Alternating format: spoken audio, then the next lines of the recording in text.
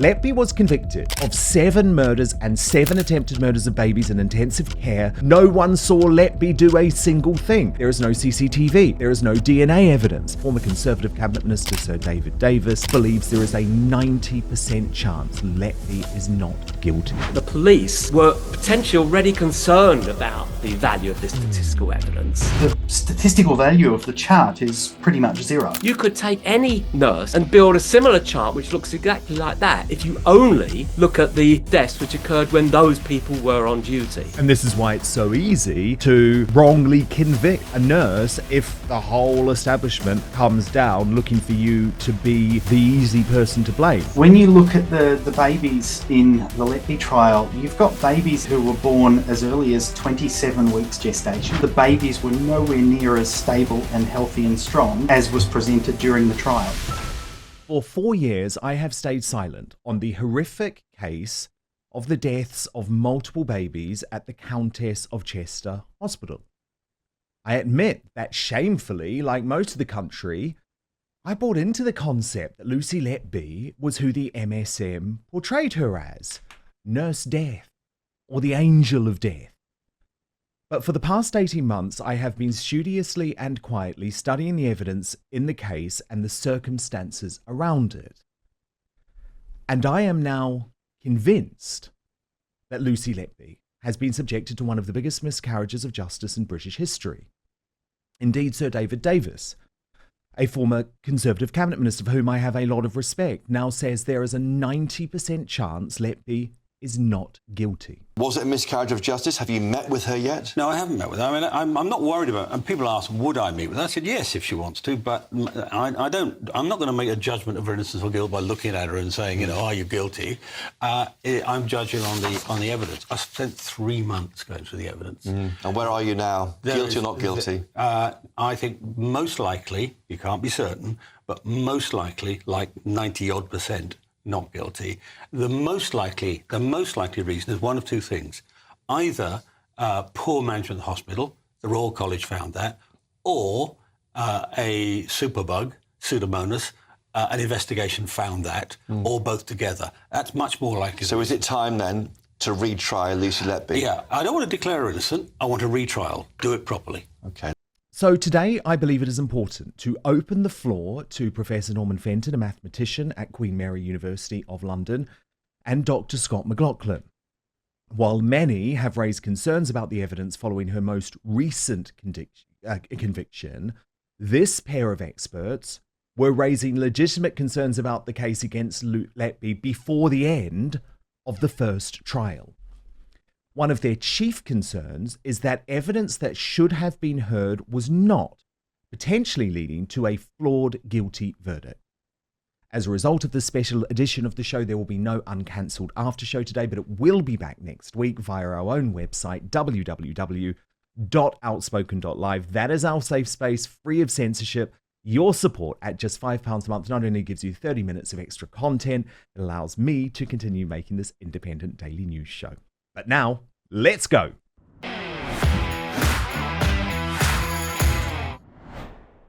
Lucy Letby was sent to prison for the rest of her life when I was working in the mainstream media. Questioning the case within the Daily Mail website or on my GB News show was not something considered palatable, even after the verdict. So I kept silent, determined to research the case further, knowing deep down that something wasn't right. That feeling grew after seeing the footage of her arrested. Yeah, not a problem.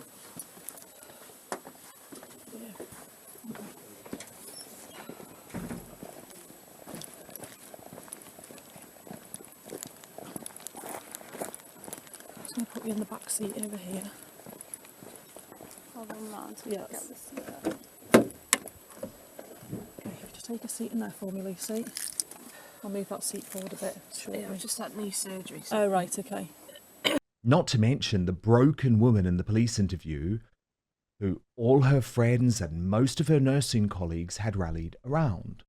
They told me that there had been a lot more deaths and that I'd been linked to something that's there for a lot of them.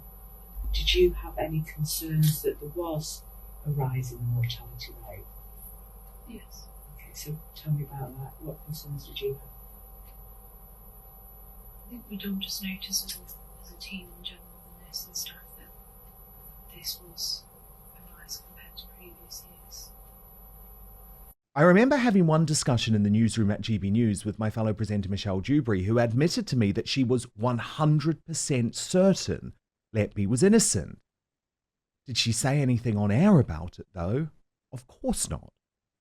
However, when Letby refused to show up for her sentencing, Michelle did suggest her arms should be strapped so that she could be forced to hear the victim impact statements.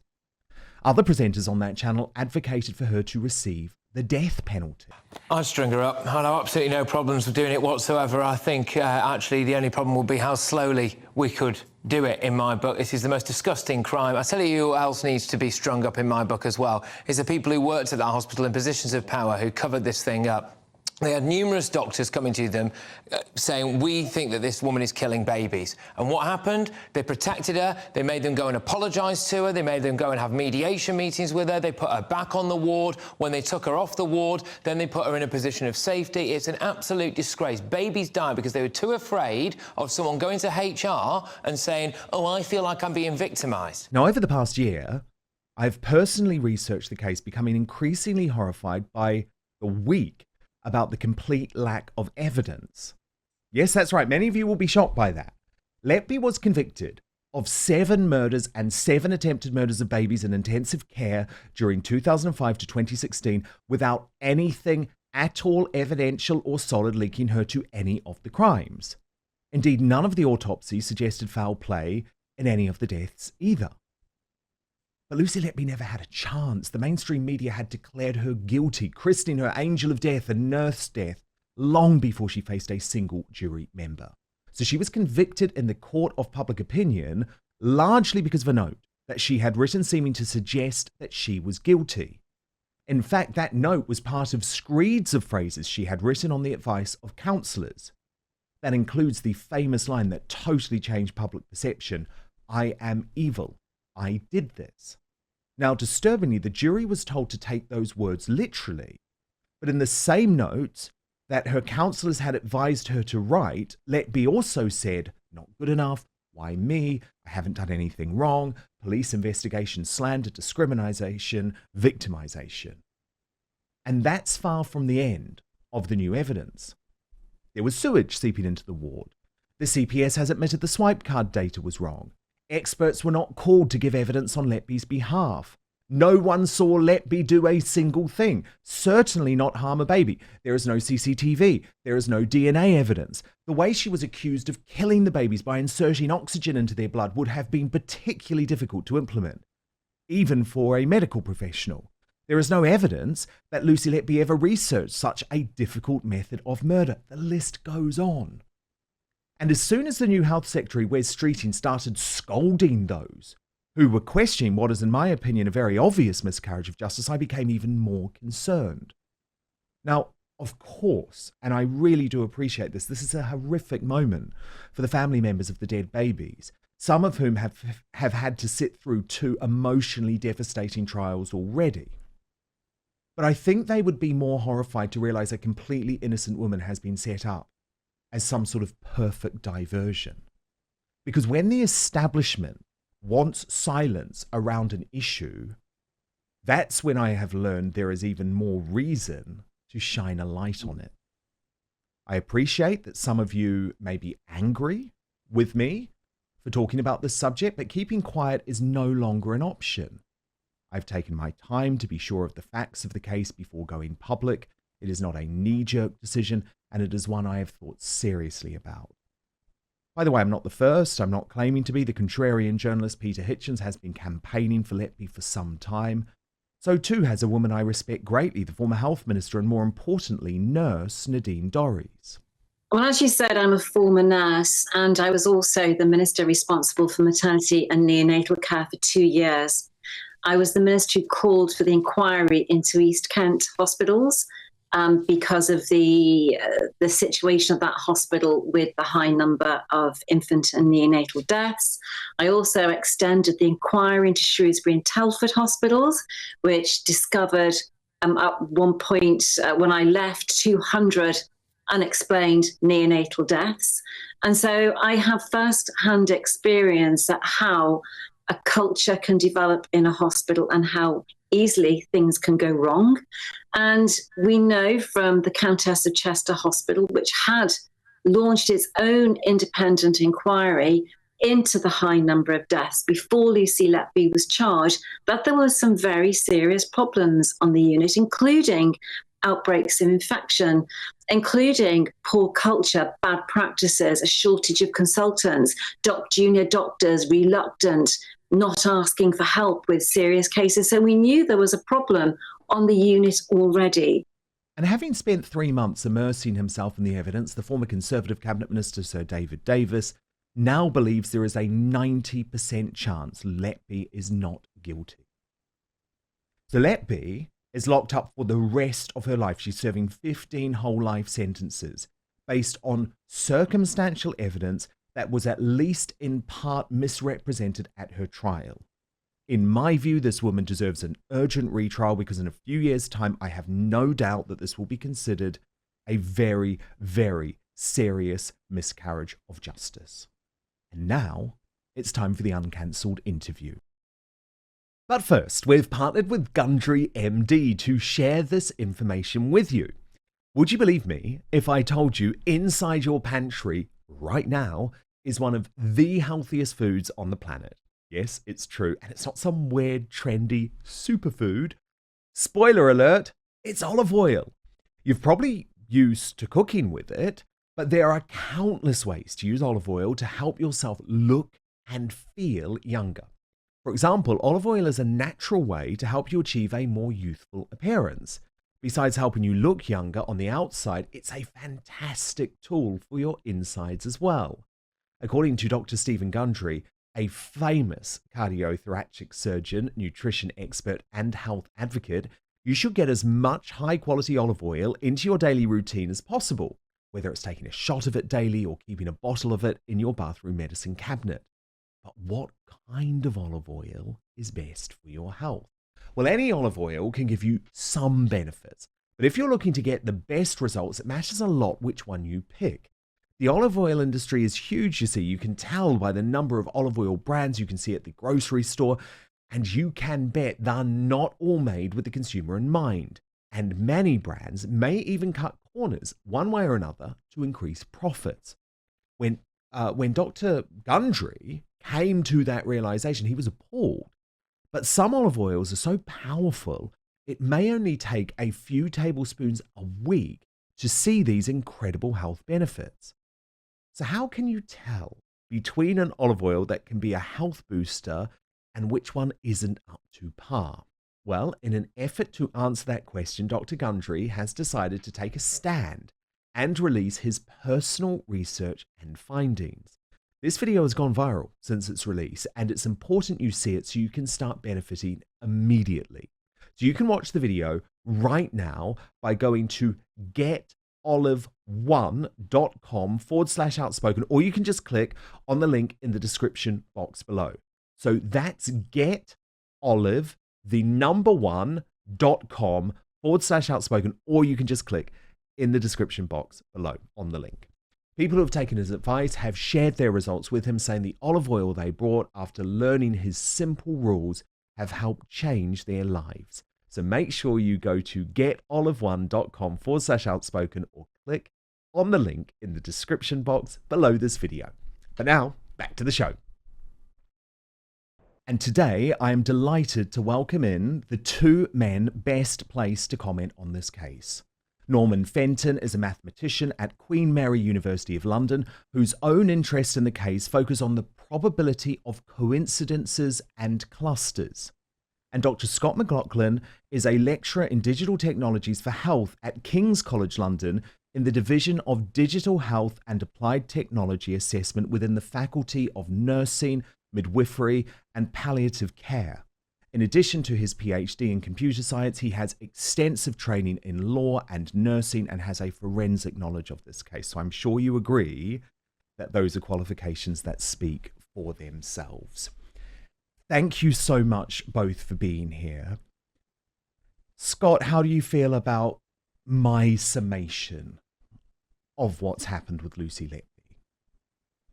I think you're on the money. The fact is that the more that even back in sort of 2019, 2020, the more that Miss Letby was being held out as some sort of, villain or, Harold Shipman-esque type clinician, the more it seemed that there needed to be some serious consideration of what was going to be presented at that point in court. And indeed, as we saw during the trial, there needed to be more analysis of what was presented.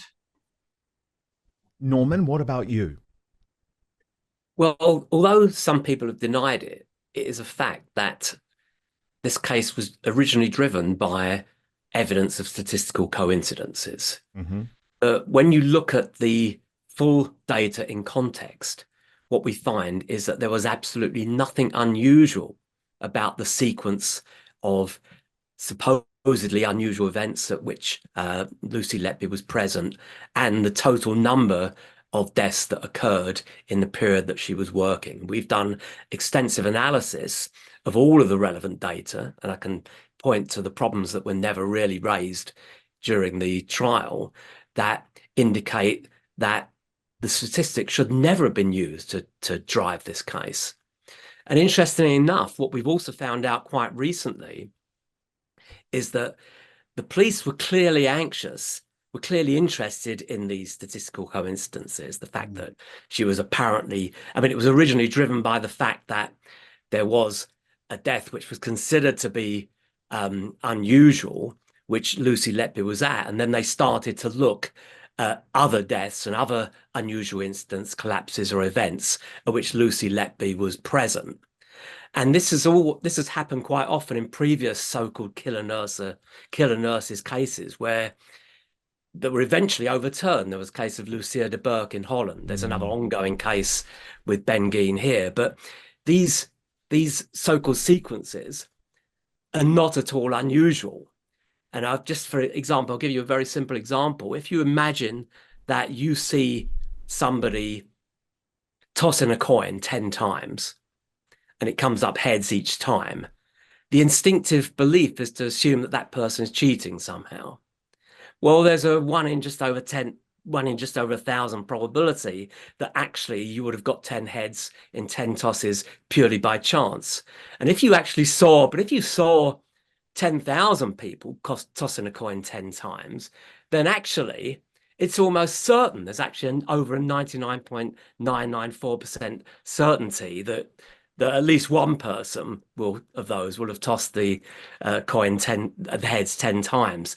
And actually you'd probably almost certain, you're greater than 50% certain to see at least 10 people do it. So these people have a complete misunderstanding of the nature of these probabilistic coincidences. And the police certainly had that misunderstanding when they started to compile this list of apparently a sequence of events that Lucy Letby was there for. But it was incomplete information. They didn't take account of the fact that there were they were only looking at the events that Lucy Letby was present for and not at other events where she wasn't present for. So if you take any nurse or any clinician and look at all the events which they are present for, and then produce a chart of all the other nurses, you'd see exactly the same thing that you saw with the Lucy Letby chart, which was so prominent and which so influenced the jury, which is you'd get this apparent sequence where they were present, all of them,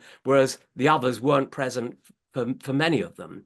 That's just, it's just one of the examples of the statistical issues which was never properly investigated. And just one thing, there are other points which we can come back to later, but the one point is that the police, we now understand in 2018, were potentially already concerned about the value of this statistical evidence.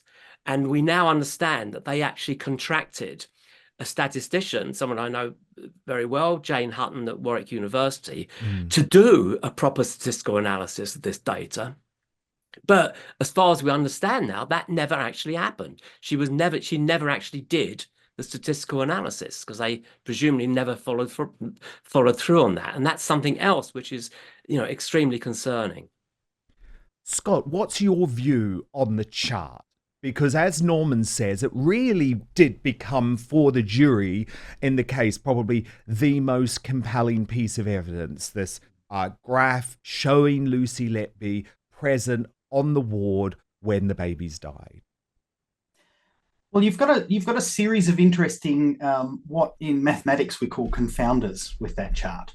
The first of which being that Lucy was regularly picking up extra shifts. So of all of the nursing staff on that unit, she was the one that was most likely to be called in or to volunteer to work extra shifts when they were down a nurse. The second confounder is the fact that there was only, to the best of our knowledge from the information from the second trial and from the Thirlwall inquiry, there were only 2 remaining neonatology trained nurses on the unit, of which Letby was one of them. So, of course, again, when you've got a situation where you've got these very, very premature neonates, the first nurse that you're going to want to make sure that's on the unit somewhere is one of your 2 neonatology trained nurses. You've also got the fact that they had, we know both from the previous RCPCH report and from the evidence that's come out in the Thirlwall inquiry, that there were only a very, very small number of permanent full-time staff on the unit, that a lot of the other staff were either student nurses who were being brought in and trained, so they were band 5s, or they were agency nurses, or whether it be external agency or an internal agency to the hospital, who were being brought into the unit to supplement whenever staff numbers were down. So what you see in that chart, when you rearrange the chart, is the fact that you've got Lucy and possibly 2 other nurses who are there for most of the events that happened, and then a lot of other staff who were only there for 1 or 2 or 3, and that's very likely because they're just itinerant staff who were brought in at particular times. So there's a lot of confounders that mean that the statistical value of the chart is pretty much 0. Wow. And that was the main chart, Norman, that probably convinced the jury to convict.